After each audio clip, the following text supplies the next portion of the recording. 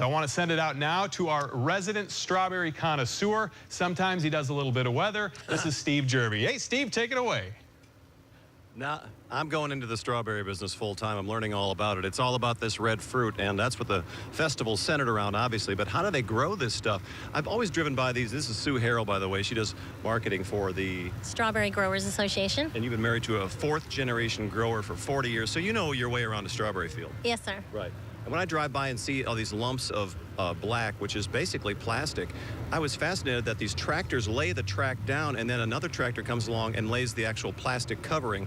This is all kind of a fine-tuned machine. It is. The machines are fabricated just for the strawberry growers in Florida. And the growers have, from years past, been able to perfect the way the machines work, and as times change, they've gotten better and better. They're using the plastic mulch sometimes 2 years in a row, so they're not having the expense for, every single year, but we do replace the plants every year. Yeah. So these machines actually go through on a piece of flat land, build the beds up, then we cover it with plastic, and this black plastic mulch keeps the weeds out, keeps the fruit clean, right, because the berries are picked directly into the container that the consumers are purchasing.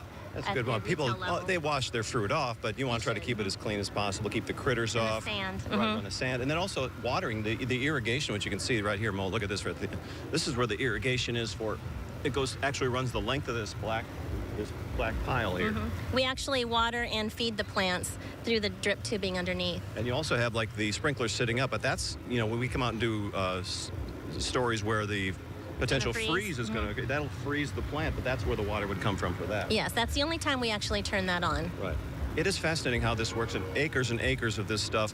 And how many acres do we know as a whole what the strawberry industry does in the Plant City area? There's over 11,000 acres. Wow. And it's all within 25 or 30 miles from the Plant City area. This is like we actually are the winter strawberry capital of the world right here in Plant City, Florida. And they are good this year. There's always that old tale about cold weather actually makes strawberries sweeter. Do you know if that's true? It is true. It is cool true. Nights and warm days. Really? The berry has time to mature and actually have more sugar content, and they're very, very good. Okay. So right now we've got an abundance of fruit. Look at that bad boy. That's a good looking strawberry. So check that strawberry out right there. Very nice deep red color.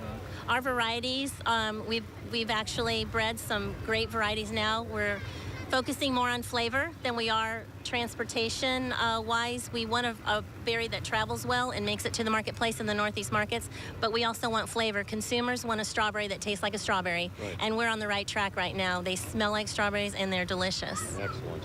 Well, this is, thanks so much for giving us a little tour of the strawberry field you got set up. People can come in here and check out the tractors that actually put a little hole. Anything else you want us to know? There's 10,000 square feet we have here. The strawberry growers put together an actual field. This is exactly how we actually grow them commercially. They can sit with their friends on the porch and enjoy the rest of the day at the festival. Excellent.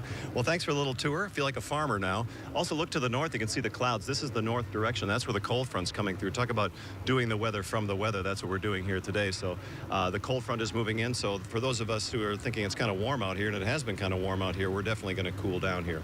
So let's check that weather as long as we're talking about it and see what's going on outside at the moment. This is the view outside. And again, we've seen temperatures in the 70s and even 80s around the region this afternoon. And that is the story you can see at our view from Freedom Plaza in Sun City Center. Elsewhere, there is some rain to the north of us, and that would be on Max Defender 8 with the cold front pushing into the area. It's not heavy rain. There might be a few little pockets as it continues to push from north to south as a cold front, but overall there's not too much widespread rain. Forecast at 9 p.m. 69 degrees, at 7 a.m. 57 degrees. That's worth noting, cooler and breezy, different from what we've been experiencing. Very high humidity here lately, 74 degrees at 3 p.m. Around the Bay Area now, temperatures in the low 70s, but dew points have been very, very high. Humidity. So once that front pushes through, we'll see drier air, breezier conditions, and it'll just be more comfortable. Rest of the Bay Area still seeing some upper 80s. Look out in Sebring and Lake Placid's warm 82. Also out in Frostproof 84. That'll change, though, as the cold front slowly pushes south. We feel the effects of that. On the RPM forecast model, we see that front pushing down to the south tonight, then eventually for Friday morning.